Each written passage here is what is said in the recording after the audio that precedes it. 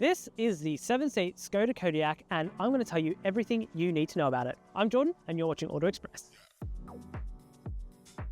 Now, the Kodiaq, or Skodiaq as it's known in our office, has been a phenomenal success for the brand, bringing together both a fairly efficient and practical SUV body with up to 7 seats. Now, this model here is brand new for 2024, and it has a load of changes compared to the last one, and despite looking quite similar initially, actually looks quite different when you start studying the details. Now, this car is the Sport line, so it gets lots of body colored elements and these fairly swish looking wheels. You also get a unique front and rear bumper, and all of the chrome is also colored black to make everything look a little bit more aggressive. Another cool thing about the exterior of this car is the fact that the grille has got these tiny little light points in there that match the daytime running light of the clever LED headlights. Other highlights are these pretty big 19-inch wheels. Now, they do affect the ride a little bit, but not as bad as you'd suspect, and also plenty of Sportline badging. Around the back, the new Kodiaq has got these very cool looking LED taillights that now sort of pincer in this sort of crab claw design, and all cars have a contrasting coloured D-pillar. The thing is though, not all Skoda Kodiaqs are 7-seaters, which means that it does sit a little bit less expensive than its two key rivals, the Hyundai Santa Fe and Kia Sorento. Now, the base SE starts at a little over £37,000,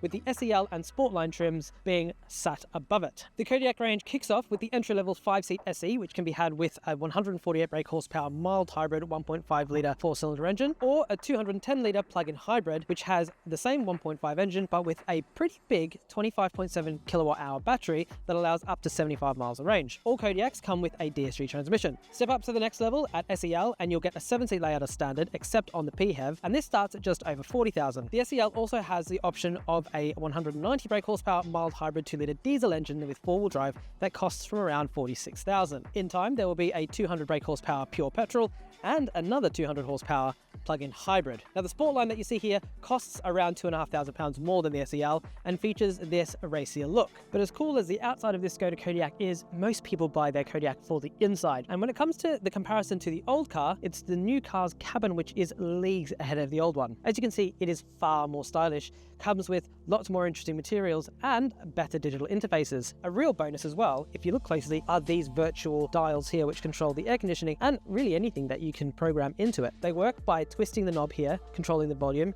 or if you press it, it then changes its function. It is worth mentioning though, their core function is the air conditioning, but they work very, very intelligently. A quick press will see that you can change the function from the temperature to the heated seat, and where fitted, ventilated seats as well. As you'd expect, cabin storage is also deeply impressive. There is loads of space to leave all sorts of things in this cabin. As you can see, open it up here, we've got a couple of cup holders with, well, 2 more there in fact, 2 phone chargers, a little shelf, and a space for this little gadget, which is actually the screen cleaner. Beyond the center console, there is also a cubby under here with fairly good storage and enormous door pockets that will fit up to a 1-litre bottle of water. Tech inside the Kodiaq has also seen a big improvement compared to last generation, and there is now a very impressive and easy to use screen that controls most of your functions. The screen is really configurable, it works incredibly well with all the other embedded technology, and just is a really slick example of how Volkswagen and specifically Skoda have learnt their lessons with previous models in giving these all lots of functionality without being too complicated. Elements that are unique to this Sportline version include these really trick seats with a faux leather and sort of soft touch Alcantara-like fabric, as well as a black roof lining which gives the whole thing a much sportier appearance. Let's be honest though, if you're in the market for a Kodiaq, you're probably going to be more interested in what's in here. Now, the second row, as you can see, is vast. The door opens nice and wide, and also the door itself is really large. Back here, you'll find a super versatile space. As you can see, the second row is split into a 30-30-30 split, which is very useful, and it means that you can also adjust the backrests depending on their rake. The outer seats have ISOFIX touch points, and the inner seat also has a handy armrest, plus there's plenty of amenities back here for the kids as well, including 2 USB ports and some rear climate control vents. Now, the seat backs have the pocket and a little phone holder, which is a very nice touch. Access to the third row is via a little loop here down on the second bench, and at the back you'll see that there's not a huge amount of space for adults, but really these are going to be occasional seats or for kids, and in that respect they do just fine. Importantly, the amount of space behind them is still very reasonable. You're easily going to fit 3 or 4 kids worth of backpacks down here, and also there's plenty of clever storage solutions for things like the parcel shelf underneath the boot floor. Now, to put this third row down, it's super easy. There are these tabs here that allow you to flick the seat forward, and then if you want to put the second row down as well, if you're carrying a super big load, there are these handy pulls